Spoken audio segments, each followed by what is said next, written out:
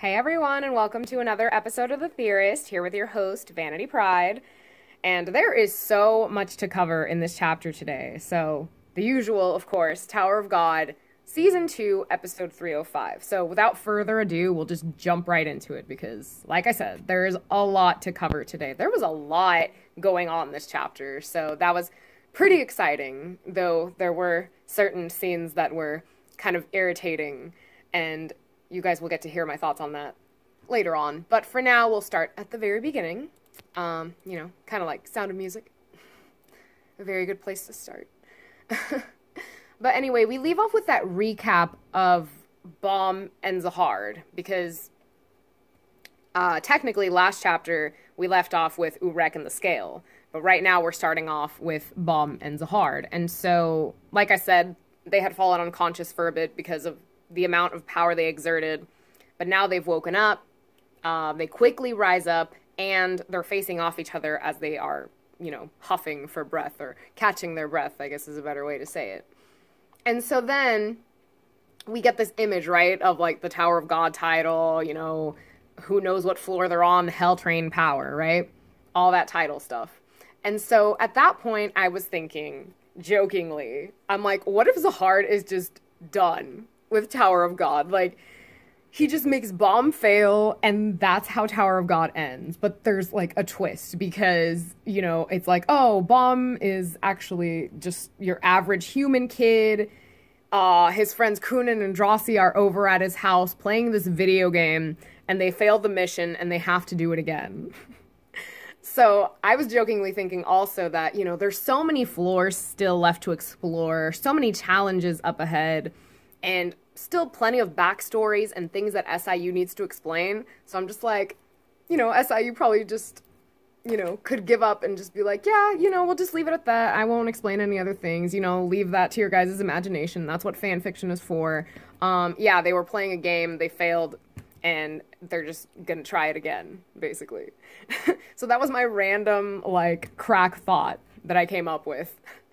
And honestly, I feel it would make the story different just because, every story ends with the heroes being successful. But I think it would have been cool to see, just kind of this despair on Baum's face, fuck, Zahard broke the core, the final one, we're screwed. He finds out that Kun died or some shit. If it could have gone so drastic that way. But I know SIU won't do that to us. I know he's a troll, but he would not be that evil to do that.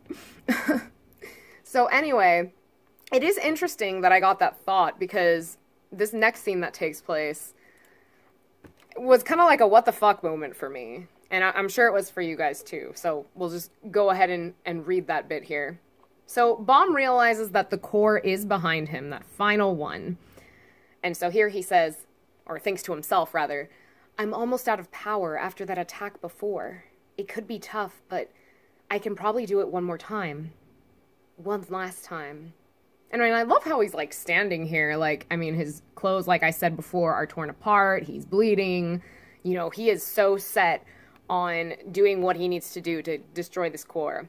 And then all of a sudden, someone's like, stop, that's enough. At first, I thought it was, Kun Edwan for some reason. I don't know. But it turns out that it was young Zahard. And here he claims, you won this duel. Oh, what the fuck, right? What? He hasn't even broken the core yet. Freaking Zahard is technically winning so far because he's broken 2. Baam's only gotten to 1. So it's what the fuck? Are you on something, Zahard? What happened? And Baam, of course, is confused as well. And so then there's this Apple Watch thing that's floating atop young Zahard's hand, right? And he says here, the Zahard on the outside left this with me. You were looking for this, right? Take it. And Baum's just like, what? And Zahard says, I want to show you to the me on the outside. You have to meet the outside me. It may be hard right now, but if you grow more, you may even be able to give the me on the outside a new experience too. So I'll let you go. And then he says here as well, once the scale is smashed, this level will start collapsing. So get out of here before then. So, as I said before, it was kind of like a what the fuck moment. It's pleasantly surprising that you know, Zahar's just like, oh yeah, I'll let you win, you know, run away, please, by all means, you know, when at first he was eager for this battle, he really wanted to take out Baam, but I don't know, I guess the excitement just got him in a really good mood, and, you know, he's just like, oh, I'll let this kid off, and, you know, he can deal with, like, the real me, which is, like, even more powerful and all this shit. So, it was still confusing, and I'm still trying to figure out why SIU is doing what he's doing with this, but, you know, it's cool. You know, it kind of makes Zahard likable in a sense. So, maybe he wants to make Zahard likable now, so then when we meet the real one, who's, like, totally horrible, then, you know, we'll miss the younger version of him. I don't know. Maybe that was his reasoning. There was something else I was thinking of. Oh, okay, yeah. So he's presenting this Apple Watch thing to him.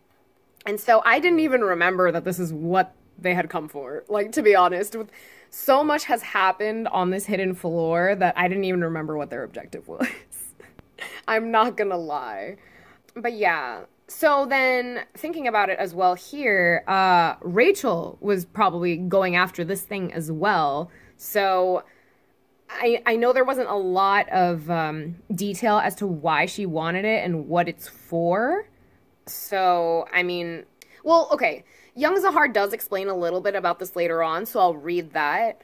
So that'll be interesting now to have Rachel in mind as I read about it and see what she possibly wants to do with this thing. So anyway, after that, we come to this next scene, which, like, so much has happened, and I feel like there's little explained to it, and so that's why, like, this scene was, like, my least favorite of this chapter. And I mean, there's many reasons why I'm saying that. So we'll first start off with the fact that Kun is not moving. Rock has run up to him at this point, and he's trying to wake him up, and Kun is just not budging. And it freaks me the fuck out, because I'm like, there's no way he could have died. So anyway, I'll go ahead and read this little part here. So we start with Candy. She's like, damn it, what happened here? They all ran away, and Kun collapsed. And then freaking Irure, oh, I'm so pissed at Irure, you guys don't even know. So here she says, we were deceived. And Candy's like, what? And then Irure continues, the big breeder and Rachel set up a trap to screw us over from the start. There was never any reason to include us in this plan to begin with. Then what should we do? That's Candy. Hansung went away to rescue the hostages too. And so here Andrasi's just like tense and like irritated. And she's thinking to herself, I must move my body. So that means that this snake charmer still has a hold of her. She can't move according to her own will, you know what I mean? Which is annoying, and it really bugs me, because I'm like, Andrasi has so much potential. I wish she was able to break from that spell, and I wish, you know, she could go help out Kun. I mean, I don't know what she could possibly do, but, like, I wish that Andrasi would have played, like, a more significant role as well. Not just because I like her, but because she's powerful, and she's amazing, and she's my favorite princess. But anyway, yeah, I'm upset with Irure because it seemed like she kind of knew, and she's just kind of throwing that all casually. And I'm like, bitch, like, what the fuck? Like, why are you so chill about it? Are you double-crossing your team? Because if you knew about this, you know, if you were suspecting something, what's up, why didn't you do something? I mean, again, it's probably hard for her to do anything because, you know, she can't defuse this bomb that Rachel planted in Kun's heart. But, you know, it's still irking to me. And honestly, just like the way the scene started just like really had me confused as well. I mean, this is my confusion chapter here because there's a lot of things going on that I'm just like, what?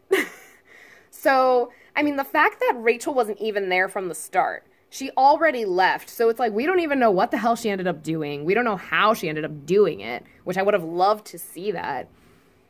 And yeah, I mean, the fact that Kun could be dead right now or dying is also just worrisome to me. You know, like I said, a lot happened during the scene and not much is explained. So, you know, I'm hoping next chapter we get some kind of explanation as to what Rachel ended up doing. And honestly, like, I don't know. With Kun not moving, it really freaks me out. And I'm just hoping that there is some kind of remedy or some kind of way to reverse what the hell is going on. Because Khun does not deserve to die this way. That's just my thought on it. And see, I'm thinking a little bit further ahead now, because basically what happens later is, like, they all have to, like, get the hell out of the hidden floor, like, as soon as possible. So I wonder if by them leaving as soon as possible, will Khun be spared? But, I mean, if Rachel did set off this bomb or something, or if it's a bomb that, you know, takes time, you know, ticking bomb, there you go. If it is a ticking bomb, I mean, even if they did manage to escape, like, you know, who knows if, like, the ticking bomb will go off as they're escaping, or even after they've escaped, and it's like, there's no hope. So, I'm just really worried for my boy. Like, you guys don't understand, and, I'm pretty pissed at Rachel as well, and there is a scene for me to express that later on. But for now, we'll go to the next set of people, well, I guess person and object, because now we come to Urek and the scale. And so basically they engage into a fight, and then at some point Urek claims, oh, I'm gonna take your mirror. And so the scale is like, what? No, you can't take my mirror.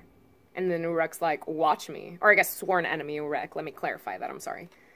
Anyway, Scale's like, no, please don't. You'll regret it. Sworn enemy says, let me rephrase that again, because it's going to throw me off so bad. Sworn enemy Urek says, why would I regret it? You know what? I'm going to call him Error Urek, because I had that written in my notes before, several times. I don't know if I've used that term in my reviews, but we're going to call him Error Urek. That way it's not so wordy, being like, sworn enemy Urek. Anyway, back to the scene here with the scale. If you do this, you'll all die. And Error Urek is like, perfect. I just can't wait to die. I can't forgive myself for being so weak. And then the mirror's like, well, the scale is like, that's not what I mean. So then we quickly transition over to Uraha and Huang. So he basically has her tied up, and he's having her follow him to this area where they will meet up with Rachel.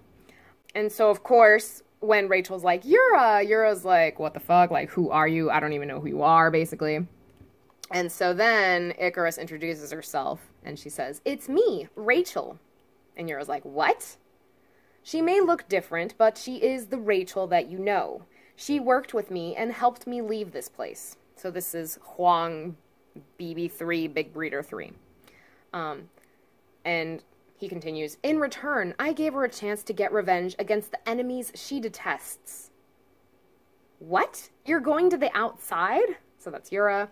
And then BB3 says, that's right. I'm leaving this place. As a human being. Don't be ridiculous. That's Yura. And then Rachel's like, stop it, Yura. He's on our side. And then Yura's like, our side? If you're really Rachel, then why did you work with that bastard? He's the one who killed our mother. I heard about that. I understand how you feel, Yura, but it was the only way to save you, and I want to borrow his power. So that's all Rachel, of course. And Yura's like, borrow his power? What do you mean? Rachel says, I want to go to the outside. Looking like this, Yura. What? You want to leave looking like that? What about your original body? I can leave that body here.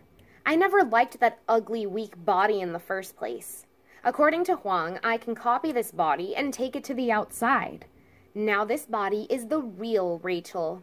You prefer me being so beautiful and strong too, don't you, Yura? I can't believe this, Rachel. I feel like I've finally broken free from the curse that was on me. While someone was busy risking... Oh, okay, sorry. Let me pause there. That was someone else anyway. But anyway, I apologize also if I switched up the Rachel Uraha voices. I felt like I did that kind of like halfway through, maybe. But yeah, so basically from what I've gathered, Rachel borrowed Huang's power to make herself... Well, no, not Not Huang's power. I'm all tongue twisted right now. Okay, so yeah, she did talk about borrowing his power. See, I thought she was borrowing Chung's power. I mean, he did allow her to enter the VR thing, but I guess, yes, she is borrowing BB3's power.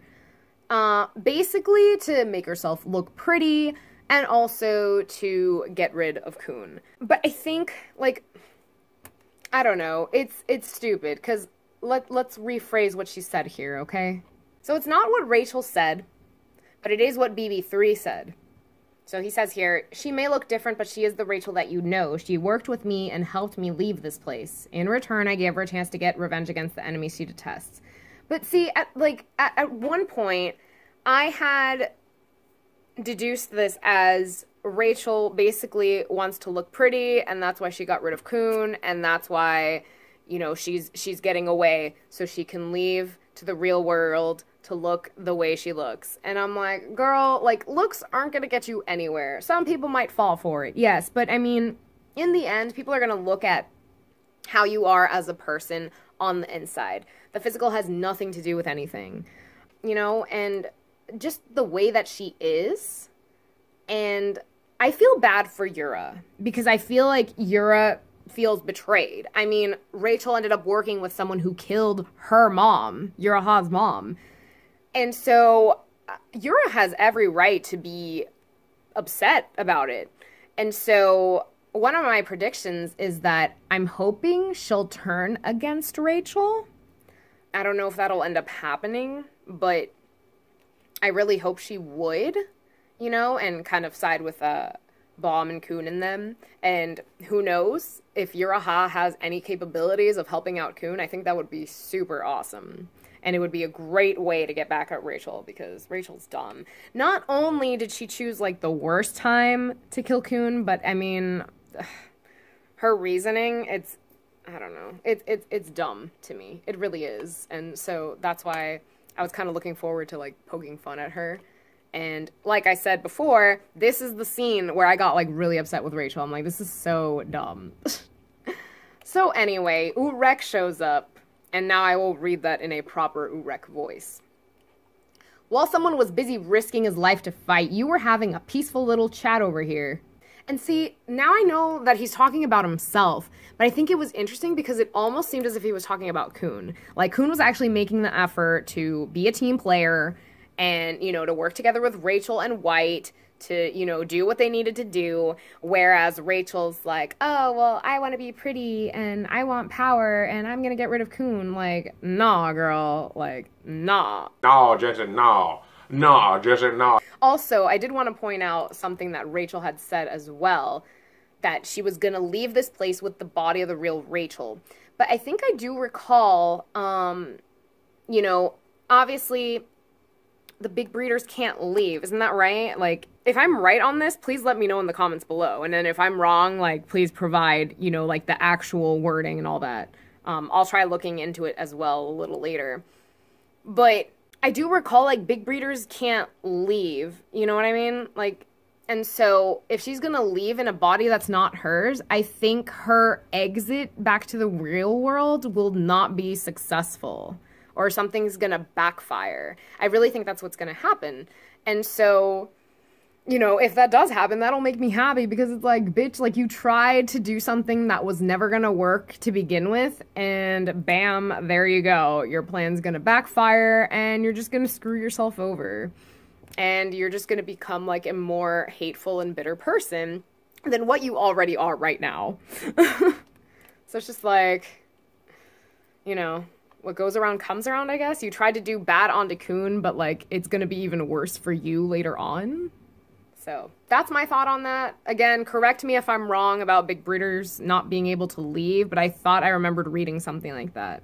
There's something where they can't leave. I guess it is the mirror. If they look into the mirror, they get destroyed, but I thought, like, they couldn't exit to the real world. But anyway, so back to a wreck here.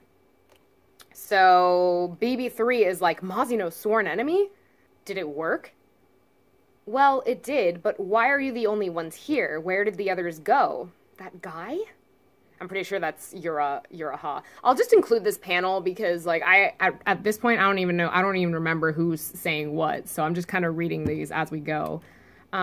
There's no need for you to worry about them. Let's hurry up and get started before Zahard notices. Okay, so I'm guessing that's BB3 probably, because he's so concerned about Zahard. And so Urek is like, well, all right, here we go. And this mirror... Oh, I see. Okay, so he has the scale mirror facing the other mirror that's in the room, because we did see it at the beginning of the scene. And so it looks like something is wrong, because even here, someone's saying, what's wrong with this thing? And then here's our last scene that we have. This is with Zahard and Edwan interacting at first. So what? This level will collapse? So I'm guessing that's Edwan, because Zahard here says... That's right. The Zahard on the outside made the scale here for 2 reasons. To prevent the people in here from destroying the balance of this place, and to get rid of this place in the event of an extreme situation. Huang must think that he can escape to the outside if he destroys the scale and stands in the mirror, but it's the complete opposite. His action will cause a rupture in this level, and that rupture will create a chance for the Zahard on the outside to interfere with this place. This was predestined from the very beginning.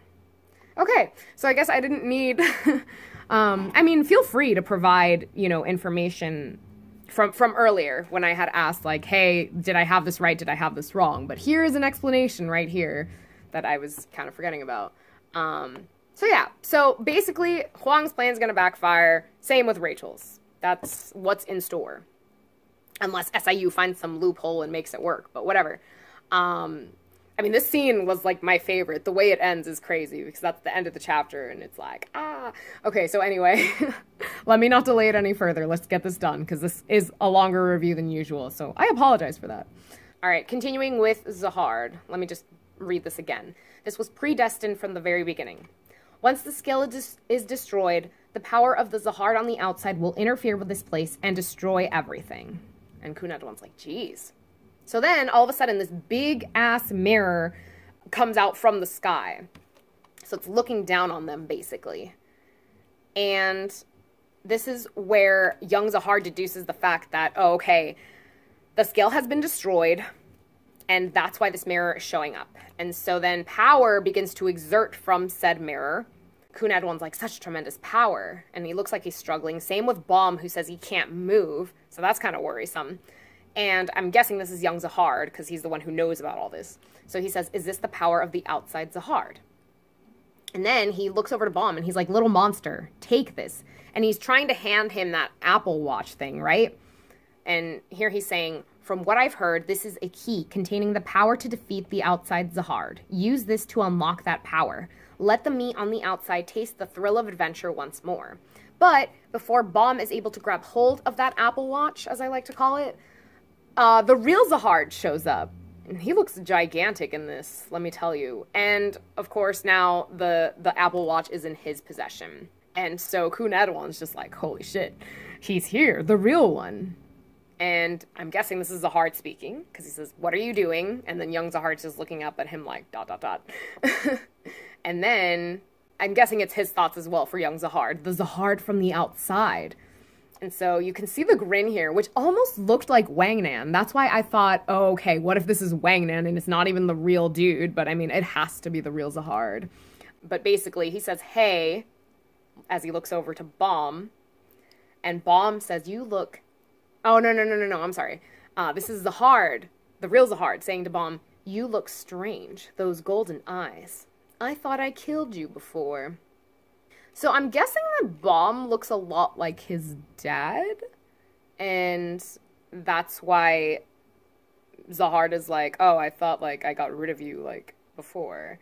I mean, of course, Baam looks a lot like his mom, too, but, I don't know. So, anyway, this is really interesting the way it ended, like, we get to see the real Zahard.